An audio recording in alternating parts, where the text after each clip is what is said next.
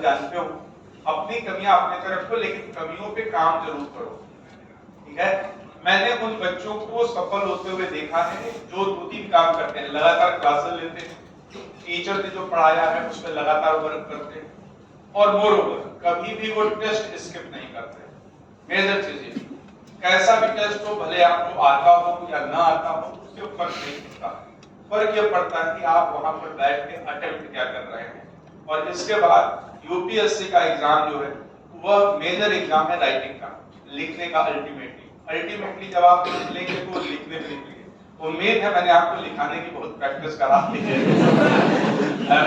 तो वो आगे काम आएगी। लेकिन लिखना आपको ज्यादा जरूरत। लिखना वो नहीं है कि जो मैंने लिखा दिया वही आपने हूबहू लिख दिया। लिखना वो है कि जिसको आप सोचना प्रारंभ कर दें। आपने कुछ भी पढ़ा, फिर उसको अपने शब्दों में कैसे लिखना है, ये कला आपको विकसित करनी होगी। और ये कला आ जाती है 2 महीने, 4 महीने, 6 महीने आप प्रयास करते रहोगे, ये आर्ट जरूर आ जाएगी और पक्के तौर पे आ जाएगी। उसको लेके चिंतित मत रहो, लेकिन रेगुलर रहो, सारे टेस्ट दो, आंसर को लिखने की कोशिश करो। और आपने अगर कोई एक रिदम बनाई है पढ़ने की, तो उस रिदम को मेंटेन करने की कोशिश करो। जो लोग जीवन में सफल हुए हैं उनका सबसे बड़ा एक कारण यही रहा है कि उन्होंने योजना के तहत और अपने जो उन्होंने तय किया कि उनका ये टाइम टेबल है तो उसको उन्होंने फॉलो किया। अधिकांश लोगों को आदत होती है कि वो नियम को पालन नहीं करते हैं, टाइम टेबल को पालन नहीं करते। तो बहुत सारे लोग ऐसे कहते हैं यार जब मन हो तब कर लो। ऐसा नहीं होता, right. You have to follow. आपको तय करना है कि आपको लाइफ में क्या चाहिए, और उसी हिसाब से आपको मेहनत करनी पड़ेगी। और उसी हिसाब से अगर आप मेहनत कर पाए, यकीन मानिए सफलताएं आपकी उम्मीद से ज्यादा होंगी। ये मेरी पर्सनल गारंटी है। और जीवन में कभी भी कोई ये काम मत करो कि कोई तुमसे दूसरा करा रहा हो। तुम्हारे अंदर से वो आवाज आनी चाहिए तुम्हें करनी। तुम अगर आज यूपीएससी की तैयारी करने के लिए आए हो तो ये तुम्हारी अंदर से आवाज रोज आनी चाहिए कि आप यूपीएससी क्लियर करके मानेंगे। एक दिन के लिए भी निगेटिव चीजें आपके मन में नहीं आनी चाहिए, ये आप पक्के से ध्यान रखिए। अगर एक भी बार निगेटिव आया ना, वो कब डबल हो जाएगा, कब चौगुना हो जाएगा, ये कोई नहीं जानता। और यकीन रखो, जब तक आपके पूरे अटेम्प्ट नहीं हो जाते तब तक आपको यूपीएससी क्लियर करने से कोई नहीं रोक सकता। कोई भी एक लम्हा ऐसा होगा, कोई भी एक साल ऐसा होगा जब आप क्लिक कर जाएंगे।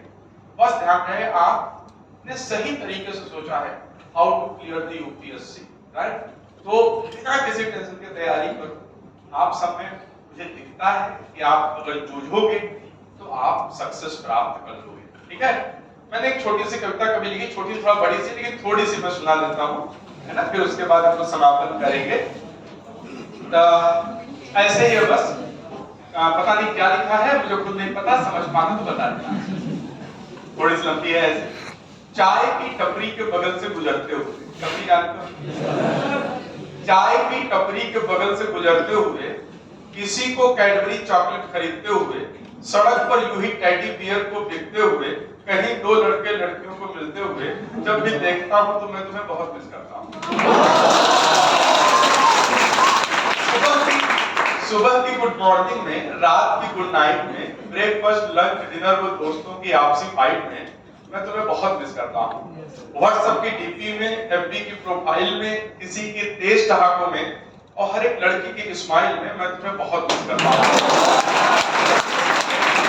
दुनिया की भीड़ में, खुद की तन्हाई में, जमाने में होती रुसवाई में, और जो दवा दी जाती है उस रुलाई में मैं तुम्हें बहुत मिस करता हूं। मैं जानता हूं मैंने ही खोया है तुम्हें, मैंने तोड़े हैं अपने वादे, मैंने ही रुलाया है तुम्हें, मगर तुम्हें नहीं पता कभी कभी आगे की बड़ी खुशियों के लिए, कभी कभी आगे बड़ी जिंदगी की राहों के लिए, कभी कभी अपने गुनाहों को छिपाने के लिए अपनों का दिल तोड़ना पड़ता है।